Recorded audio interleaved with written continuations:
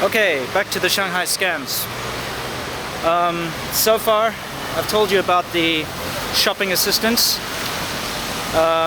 One thing I've failed to mention about the shopping assistant people is that they get kickbacks, obviously, from any shop they take you to. So whatever the price you're paying, it's like double or triple what you should be paying anyway. So just shop by yourself. If you know someone who's local, it's even better.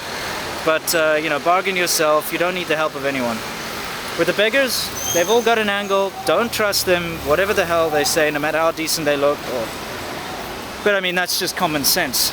Now, if you're a single guy like myself, you know, by yourself, a tourist traveling in Shanghai, or just a person visiting, the one thing you have to look out for, and I mean seriously treat with the most amount of suspicion, is any woman who walks up to you to speak to you about anything whatsoever, okay? Because that's where the biggest amount of scams, well, the biggest problems happen in Shanghai. It's always related to some or other woman trying to fleece you out of your money. Now, I mentioned before in the introduction that I have a friend who's involved in some of this dodgy stuff. And so I do have some inside information and I'm going to share it with you. You know, I'll start from the very obvious and then move to the not so obvious things. Alright, now I'll start by stating the obvious here. Shanghai is known for its nightlife, okay? Yeah, here's some interesting old buildings. Anyway, that's the whole point of Shanghai basically, right? Is the nightlife. People come here and they want to go to nightclubs and go out and have a good time, go get drunk. And that's when the danger comes in, because as soon as you've had a couple of beers or a couple of drinks and you're feeling happy and you're wandering around, sort of maybe going from pub to pub, that's when the people pounce and they start to take advantage. Let's start with the most simple. Okay.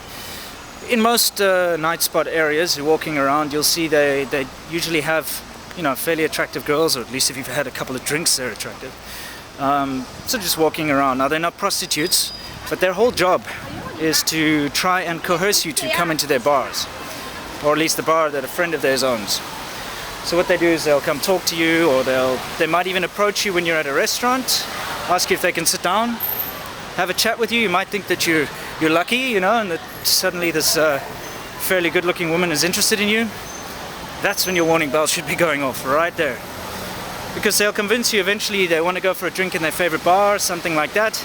And you wind up in some bar, and it will be a nice bar, it won't be a dodgy-looking place.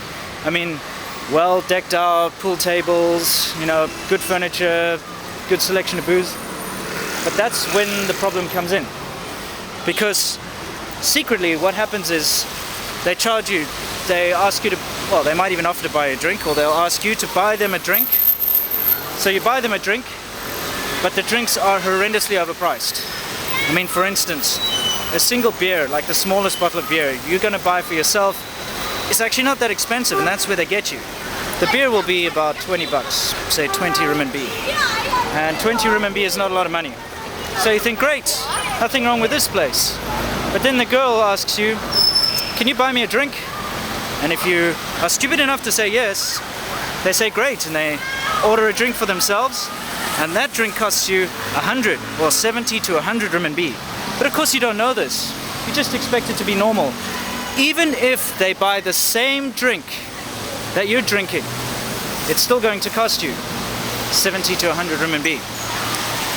So what they do is they keep racking this up, they make you feel comfortable, they make you stay, they keep encouraging you to drink more, you know, and they want you to buy them drinks more. And what's even worse is most of the time they're not even drinking alcohol. It's normally just tonic water or 7-Up or something like that.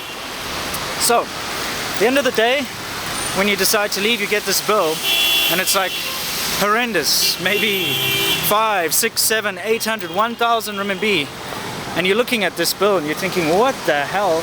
And as soon as you kick up a storm, that's when they call in the heavies. And basically you're forced to pay. If you don't pay, you're gonna get kneecaps broken, or you're gonna get shanghaied, basically. So That's the biggest advice I can give to, you know, guys traveling alone, is stay away from going to drink with women you don't know. Okay? And no, I don't know from experience, okay? Well, actually I do, but not my own experience, because I've seen it happen. I was there. Because that friend of mine is actually a manageress at one of these dodgy bars that kind of extort people. And so I've seen it firsthand. And I must be totally honest with you, it's what really makes this place suck. Anyway, now there are obviously more tips and tricks that I promise to tell you, some inside information. Okay, so let's just say you're unfortunate enough to end up in one of these situations, okay? And the thing is, it's not always obvious that you are in a situation like this. Things might be going fine, you know? You're in a crowded bar, it seems normal. There are other guys drinking there with other girls, you know, there are waitresses around. You think it's a normal place, meanwhile it's not.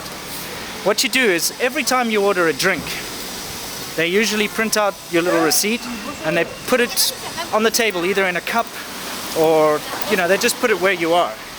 You sign your name and you make sure that they see you signing your name on each receipt that you get, okay?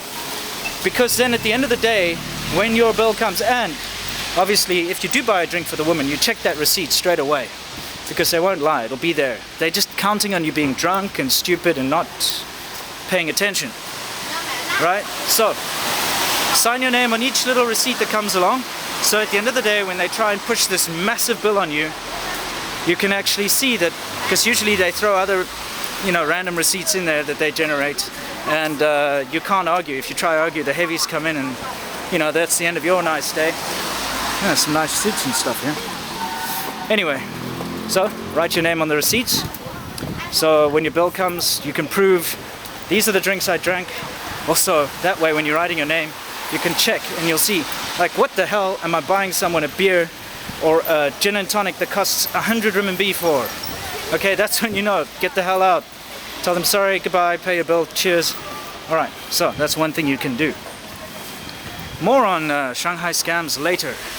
Right now, I'm kind of sick and tired of walking around in the rain.